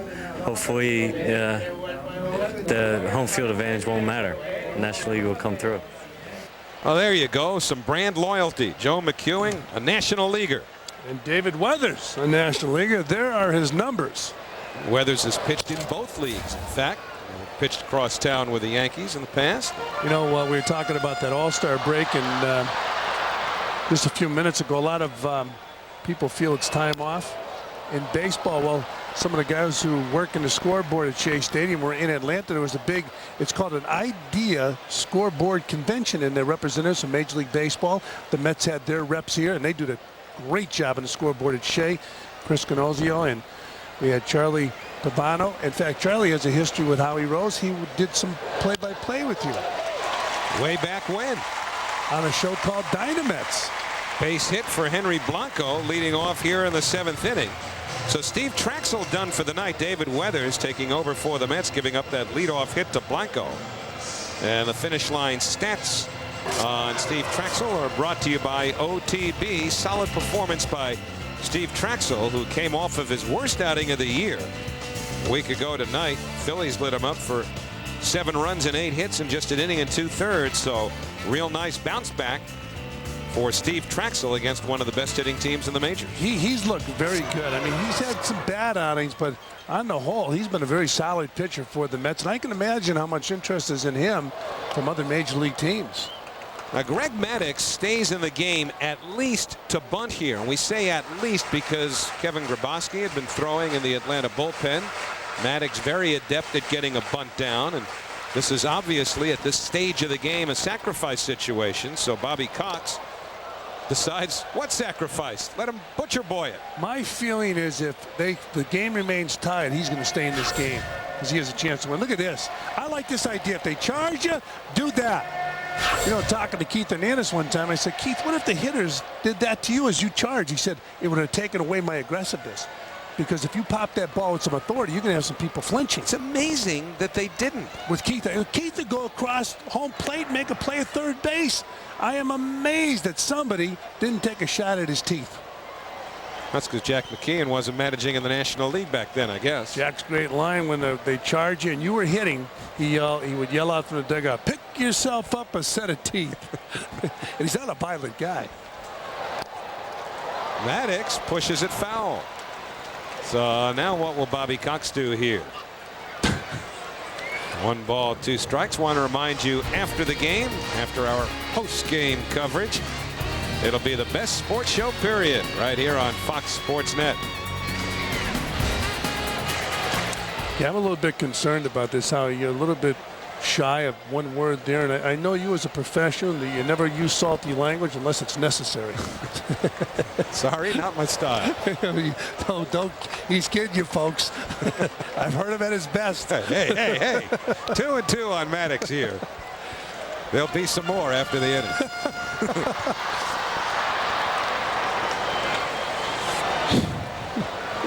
So Maddux just trying to push a runner into scoring position here. Well, he's showing bunt, but it's outside. So now it's 3-2. And Weather's going to have to come in with something here because you've got Furcal on deck. And if Bobby Cox elects to keep the bunt down, well, Maddux will get a pitch to bunt here. Maddux is good enough at making contact that it would not be shocking to see him put Blanco in motion, let Maddux swing the bat. Not running, but Maddux swings away. Every once in a while, you'll see a manager when he has a pitcher up who is adept at putting the bat on the ball, and it may sound simple, but not all pitchers can do it, at least with some degree of consistency. Just put a runner in motion for him. Yeah, this thing I don't like because Maddux is a pretty good hitter. Maddux might be more dangerous swinging the bat than bunting the ball. Now this is a decoy. There's no way they're going to put that bunt on. Why give up Maddux, who's a good hitting pitcher? Well, if you're going to do that, it would lend more credence to the theory that you run Blanco to try and stay out of the double play. So we'll see. Yeah, look at it. He's got a butcher boy. No, he bunted it. Got it down. We'll get the runner over. 3-4 on the sacrifice. So good job by Maddux. He got the runner over, and he gets nice reception for doing it from the fans here in Atlanta. That's an excellent bunt. I'm amazed that he bunted this ball. Now he had to get the runner in scoring position for Furcal. Take a look at it again. And Blanco gets down to second base. So now, do you walk Furcal? Why do you want to pitch to him? Having a nice, solid season offensively? You know what? I agree with you that Furcal's not a guy you want to beat you here. The only thing is, you get DeRosa, who hits the Mets hard, and then Sheffield. So you're looking at 2 hitters. You'd rather pitch, and evidently this is Art Howe's theory, go after Furcal and DeRosa rather than DeRosa and Sheffield. I'm looking for a double play. Greedy. Through the hole. Now, Blanco had to hold up, so he'll be stopped at third. And the Braves have runners at the corners, and now you got to face DeRosa and perhaps, save for the double play possibility, Sheffield. But if I'm Bobby Cox, I'm having Furcal run. Furcal slaps that ball in a hole between short and third. And I see Blanco. He's on second base, so he moves over to third. But if you walk for Cal, you keep Blanco on second base. He doesn't have good speed. You're going to have Blanco on third, who can score easily on a base hit. I moved for Cal. I put him in motion to steal second base. Do you throw through? Well, that's probably some of what Art Howe is going to talk about right now as he jogs to the mound. Art Howe goes to the mound mostly to take pitchers out, but in this case, I'm sure it's just about what you alluded to. Well, here's the situation. You got a guy on third who can't run is going to score easily on a ball hit in the outfield. The guy at first can fly. So if you put him in motion, you force the Mets either to throw through, where you can pick up an error, or you're not going to send a runner from third. So they probably will have him throw through. It'd be a straight stolen base situation. If he steals second base, you have a base open. You don't walk DeRosa to get to Sheffield. You've taken off the double play, so you've taken a chance. Also, in your bullpen, you got John Smoltz. You get the lead late in the game, you bring Smoltz in the ball game. So let's see how the Mets play it. The infield, of course, is a double play depth. That's a given. Wigginton will stay even with the bag at third as Phillips holds at first against the speedy Furcal. DeRosa 1 out of 3. Big cut. Furcal was not running from first, and it's 0-1. Well, you get that ball on the ground, you can turn that double play. Now, DeRosa grounded into a double play in the first inning. So you want something he's going to pop on the ground as you look at Gary Sheffield, who's over anxious to get to the plate. He creeps up on every pitch. DeRosa 25 for 65 against the Mets, including tonight. And Weathers looks around, but nothing doing. That's another sign that comes from the dugout. They just want to know if anything's on. You hope to catch a runner breaking from first, or perhaps a hitter sliding his hands up. If in fact there was a bunt play, in this case a squeeze play on, you certainly don't expect a squeeze here. Well, if you send for Cal to second base, you're going to have to throw him out, or he steals second base, and you take the double play ball out of. There's no double play if Furcal steals second base. With Furcal on first, it happened in the first inning. Ground ball double play, 6-4-3. Ooh, hit him. You believe this? On an 0-2 pitch. And I think Weathers is going to complain that it hit the bat. I think he's saying he's in the strike zone. Let's see if his arm is in the strike zone. He didn't try to get out of the way of the ball. Let's take a look at this. Is he in the strike zone? Look at his arm. His arm is, he did he get hit in the elbow? I guess he did. It's legit. His arm wasn't in the strike zone. And it didn't hit the bat.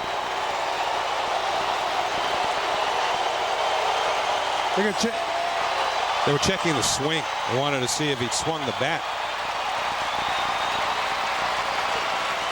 So now you get the bases loaded. Listen to this.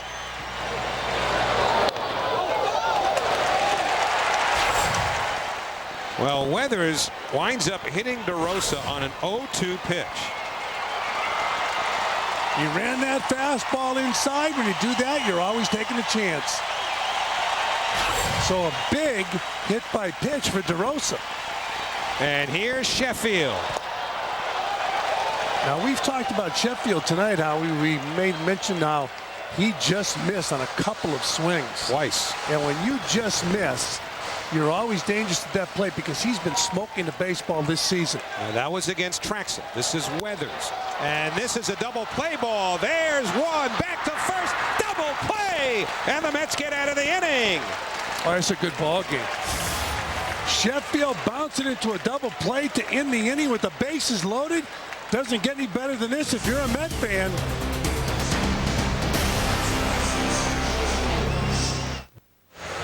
Our fans of the game brought to you by McDonald's. We love to see you smile. What did he do? Has he done some great work since he left office? Jimmy Carter, elected in 1976, and has been down in Plains, Georgia, his hometown, building homes for the homeless and the poor, and I mean, literally building them, right? Yeah, he's done some great work. We mentioned how he's a spokesperson for the Lustgarten Foundation, the fight against pancreatic cancer, and you see that PSA all the time on MSG and also on Fox Sports Net. 1-0 to Jose Reyes, leading off against Maddux here in the 8th inning. Castilla in tied at third, and Reyes hits it in the air. Easy play. Gary Sheffield moving over, but it's Andrew Jones territory as Jones makes the catch. How about Jim Duquette talking about the speed of Jose Reyes? He thinks he's a little bit faster than Duncan. Boy, that'd be a great race. Nice to have that speed 1-2 in the batting order.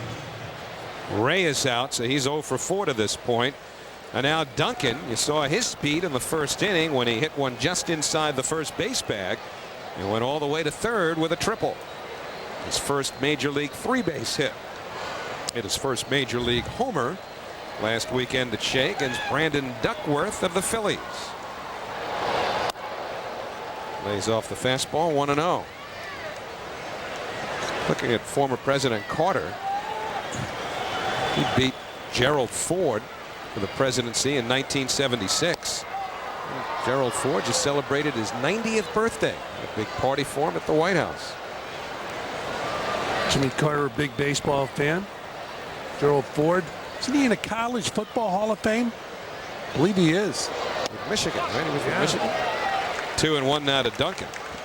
Boy, Duncan excited the fans here in Atlanta with a triple earlier in the ball game, and that man right there has hit 2 bullets and he's come up empty. Jason Phillips. Duncan, same spot, but a little bit farther, and so a foul ball farther off the bat. Well, he's tall, he's lean, and he can fly. Watch him go around those bases. He picks up Matt Galante, and it's no such thing as a hesitation for 61. He can really scoop. I guess the first priority for Duncan, apart from just staying in the big leagues, would be to lower that number. That's the biggest thing, yes. He's 24 years old, or he'll turn 25 in December.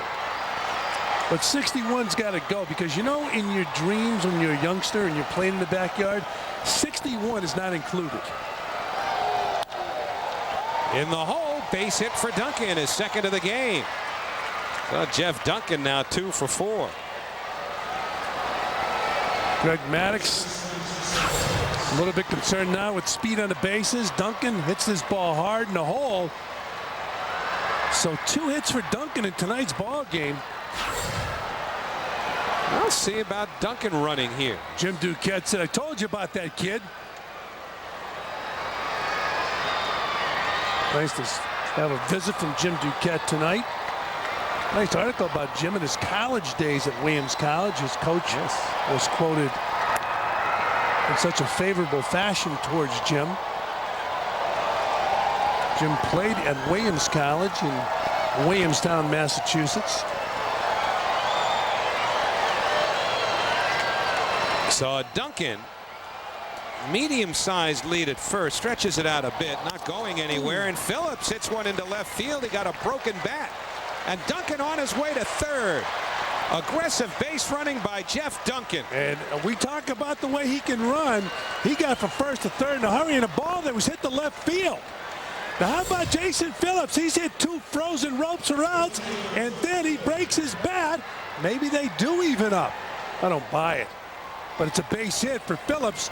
And Duncan, watch him go from first to third. He had that ball in front of him. He said, you think you can throw me out? Try it. He's safe at third base. Terrific base running by Duncan. Phillips with his first hit of the game. Kevin Grabowski still throwing in the Atlanta bullpen, but Floyd will face Maddux with a go-ahead run at third. They're at the corners. And it's 1-0 as Maddux misses the corner to Floyd. Well, you got to get the Braves before they get into that bullpen for Smoltz. So Duncan at third, Phillips at first, and Maddux in trouble. Figure this game out. Phillips hit 2 frozen ropes, and he was 0 for 2. Then he breaks a bat, picks up a base hit in a crucial at bat here in the 8th inning. Ray King, the left-hander, has joined Grabowski. And that is standard operating procedure for Leo Mazzoni, who rocks on that bench under the best of circumstances. And the big thing right now is Cliff Floyd wants to get that ball in the air to the outfield. Oh, no. Double play ball. Furcal takes it himself on to first, double play. So the double play ball gets both pitchers out of the last 2 half innings. Floyd after Sheffield, and we stay tied. Greg Maddux got the ground ball when he needed it as Cliff Floyd ended the top of the 8th with a double play. So now Chipper Jones leads off the home 8th and goes after the first pitch, fouling it back. And guess who's warming up in the bullpen for the Braves? So they are hoping to score a run here in the 8th inning. John Smoltz was poised to pitch the 9th inning of the All-Star game. Didn't get to him. Low to Chipper, 1-1. And behind Chipper is Andrew Jones with Robert Fick in the hole. For Weathers, his 2nd inning, he had a pitch out of big trouble in the 7th. But he got Sheffield to hit into an inning-ending double play. Now it's inside, 2 balls and 1 strike on Chipper Jones. Chipper, another card-carrying Met killer over the course of his career. And the count 2-2. This year against the Mets, he's hit 3 home runs, driven in 6 runs. Now 10 for 32 against New York lifetime is Jae Eun-Sohn, Morris pitcher. That's a good look at things from the dugout as the count goes full to Chipper. So against the former Met Mike Hampton tomorrow night. Ball 4. So David Weathers is going to have to go into that bag of ground balls and hope he can get out of the 8th the way he did the 7th. And Sheffield with the bases loaded hit into a 5-4-3 double play. Well, Greg Maddux needed a double play. He got it. 6-6-3 double play. Furcal taking that ball himself. That's what maturity does for you, Howie. When Furcal was 23 years old, he'd have flipped it to the second baseman. Overnight, he became 26. He took it himself. Learned a lot in that short year. Yes, he did. Now it's Andrew Jones, 2 out of 3. He has scored both Atlanta runs. And the slider, 1-0. Mets have turned 3 double plays in this game. 2 on the ground, 1 in the air on a hit and run that was popped up. Nothing doing in the Mets bullpen. Fouled back this way, 1-1. In fact, the Mets have turned more double plays than any team in the National League. Keep in mind, we talked about guys just missing it tonight. Andrew Jones is another one with a swing where he just missed one.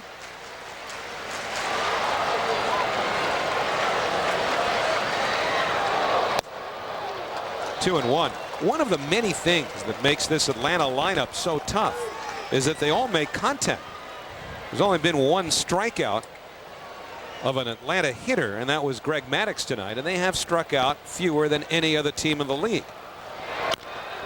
In the hole, Reyes to second 1, McEwing to first, not in time. So Andrew Jones beats the throw despite the stretch of Jason Phillips. You see Reyes got that ball to McEwing in a hurry at second base. And Jason Phillips with the belly flop stretch. Another look. And Andrew Jones just did beat the throw.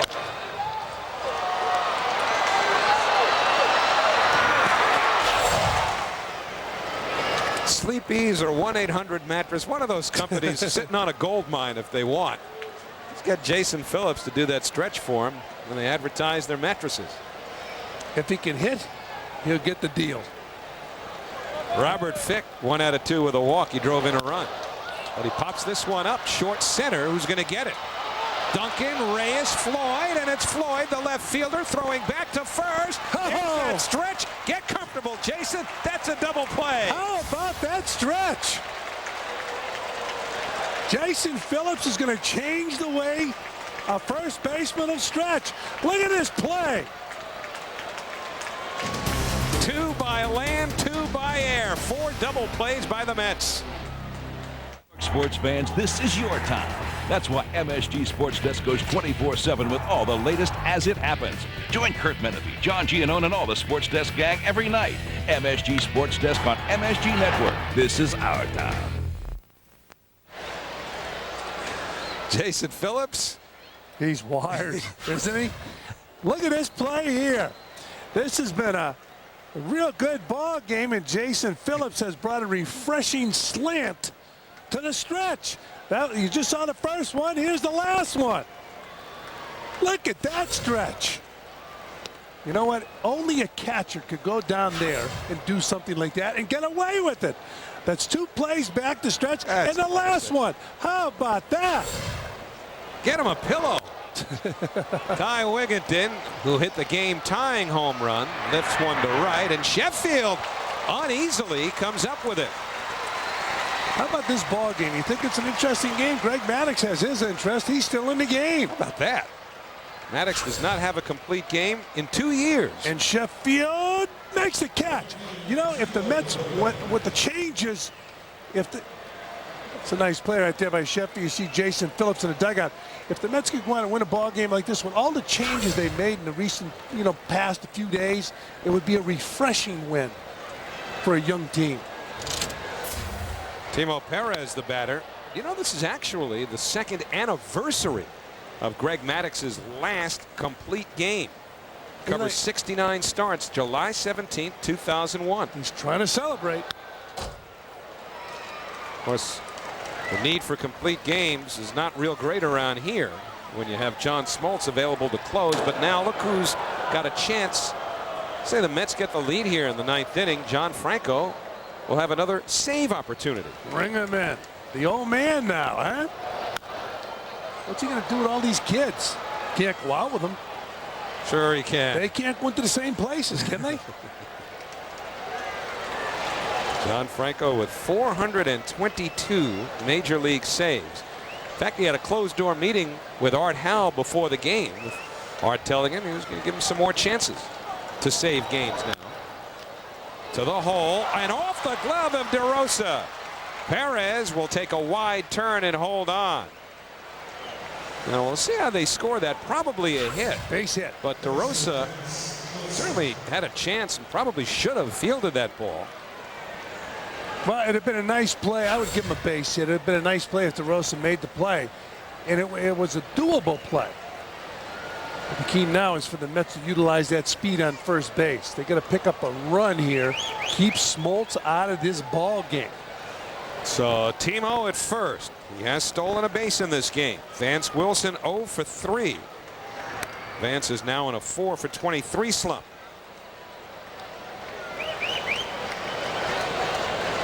A lot of your catchers would be streak hitters because of the wear and tear in their body, although they're coming off of a rest, so Vance should feel strong. One of the few guys that wasn't a streak hitter is Mike Piazza, as far as catchers are concerned. 1-0 on Vance Wilson. With Joe McEwing waiting on deck. Art Howe still has 4 players available on the bench.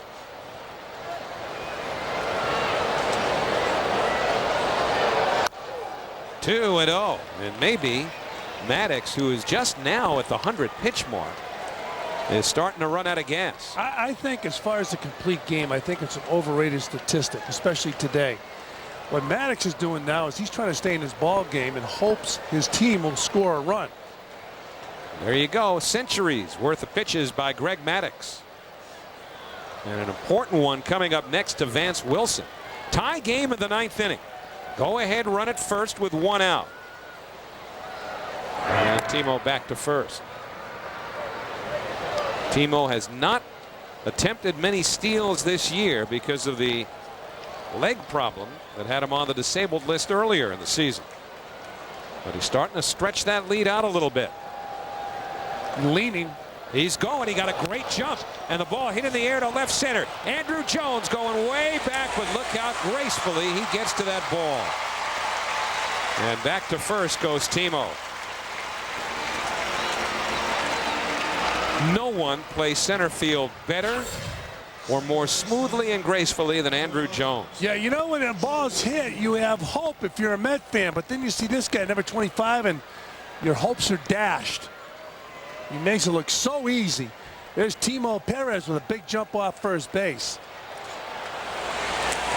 And he plays everybody the other way, especially the way the Braves pitchers have always worked those corners, pitching away.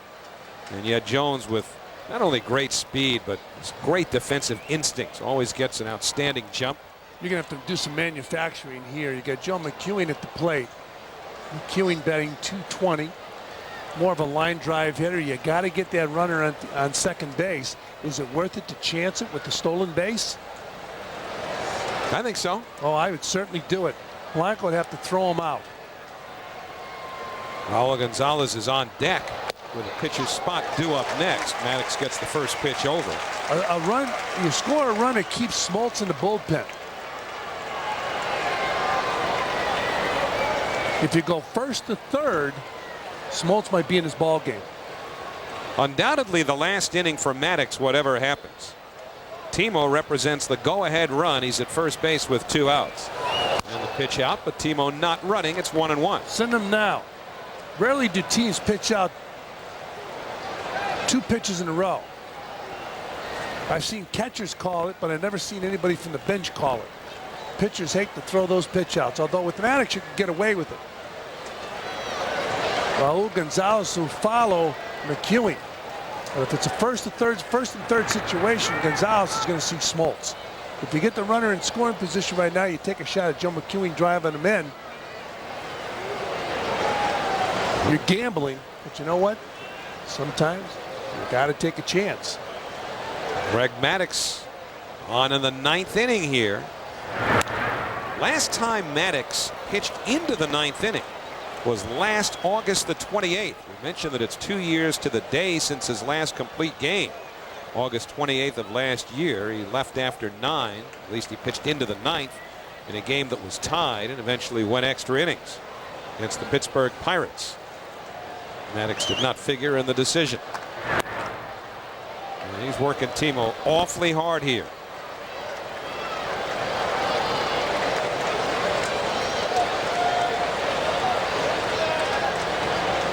Braves have out-hit the Mets 10-8. This game is tied at 2. Leaning. Running. Pitch out. He stops. Back to first. Got him. You had to take a chance. And you know what? When you take a chance and they get you, you tip your cap, but you got to take the chance. And Timo Perez saw the pitch out and tried to get back, couldn't do it. Last of the 9th, tie game. We go to the last of the 9th inning here in Atlanta. Let's line it up for you tonight at 10:30 on MSG. Writer's Block edition of Angles. They'll be discussing in particular Armando Benitez moving to the Bronx. That'll be covered for you on Sports Desk as well, presented by Toyota. That is at 11:30 tonight at MSG, and they'll also look at Tiger Woods at the British Open and Knicks and summer camp. Summer NBA games going on right now. But John Franco gets the 9th inning here. Obviously not a save situation. He would have had one had the Mets gone in front in the top of the inning. Well, you know what John throws? He tries to get the hitters to swing at balls out of the strike zone. He'll give you stuff in the strike zone, sneak it by you. When he's effective, he'll get you to chase bad balls. He's facing a veteran Atlanta Brave ball club that would know him. There's Javi Lopez. That means Greg Maddux should be out of the game. 1-1 on Vinny Castilla, who against John Franco in his career is just 2 for 11. One of those 2 hits, though, a home run. So Franco, the 3rd pitcher used by Art Howe. Obviously, everybody's rested. What with the All-Star break having ended yesterday. One of the reasons that the Mets, one of a couple of reasons, are just going with 10 pitchers for tonight's game. And then in all likelihood, Prentice Redmond, who was called up tonight, will go back down to Norfolk tomorrow. And in all likelihood, the Mets would bring up Edwin Almonte. Castillo lines one into right field. And the potential winning run is on with nobody out. Well, do you bring Javi Lopez back and send somebody up there to bunt? There's Prentice Redmond getting a taste of the big leagues. Redmond was hitting .238 at Norfolk with 9 home runs. How about this? Blanco is going to bunt. Well, he's going to get to the plate. I'm assuming he's going to bunt the runner over. You still have Javi Lopez in your dugout who can come out in a game-winning situation. Blanco 1 for 3. Pulled it back, but it's a strike. Why wouldn't you take a shot with your catcher who's having a big year swinging the bat? Just have him go up there, even though it's a runner on first base. I guess all they're going to try to do is move that runner into scoring position. One swing of the bat from Javi Lopez, you know what? He touches them all, especially the year he's having. Wigginton in tight at third, and it's taken for a ball. 1 ball and 1 strike on Henry Blanco. Julio Franco, Mr. Egg Whites. Oh, he eats human man. Just like eating the sole of your shoe with a little ketchup on it. Not nearly enough ketchup. Franco gets the bunt down. Franco will go to first. So they execute the sacrifice 1-4. A winning run is now in scoring position. Well, Blanco puts the ball in play. John Franco goes for the sure out. He has a shot at second, but John will always go for the sure out. You got to know your own defensive ability. John is an adequate defensive pitcher, and he went for the sure out. Most pitchers would do that. Occasionally you get a gambler like Greg Maddux or a guy like Jim Cott. They will gamble and go for that lead runner. So Julio Franco will bat for Greg Maddux. So Maddux pitches 9 innings. It'll be a complete game if the Braves get a run across here. They're going to walk Franco to pitch it for Cal. Set up the force. So Rafael Furcal is having a real solid season swinging that bat. He can drive in runs, and the other thing that he has in his favor, if he puts the ball on the ground, he can really run, so he's going to be tough to double up. So Franco's getting a free pass. Well, he'll be going after a guy in Furcal with 3 hits in this game. And Julio Franco will draw the intentional walk. The only guy who's older than Franco who played this week, Vinny Castilla. How about that yesterday? 77 years old? 77. Northern League game with the St. Paul Saints. By the way, John Smoltz continues to throw in the Brave bullpen. How about that? You walk a guy, and I don't blame him for walking him. You walk him to set up the force play. You're going to pitch to somebody who's 3 for 4. Franco's out of there. They need some speed on first base. Well, you know, Furcal puts you in a position, with Bragg running at first, by the way, where the double play's in order. There's only one hitch. Franco, or Furcal, has not grounded into a double play all year. Mention that, how he can run once he puts it on the ground. You're going to have to be very quick to double him up. 1-0 to Furcal, and in particular, the double play a little harder to turn when Furcal is running from the right side as he is here.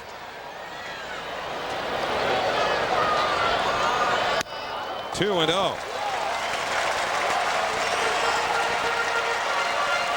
Vinny Castilla does not have great speed. Darren Bragg has, at this point, average speed. And Jeff Duncan, I think just about as tight as you can get under the circumstances in center field. Ball 3, and now Franco a pitch away from loading him up. This is an interesting situation right here. I'd give him the hit sign. I'd let him swing the bat. He's having a real solid year. He's got 3 hits in tonight's game. He's batting .286. He can run, and he's got some pop in that bat. 3-0 and ball 4. He was taken all the way.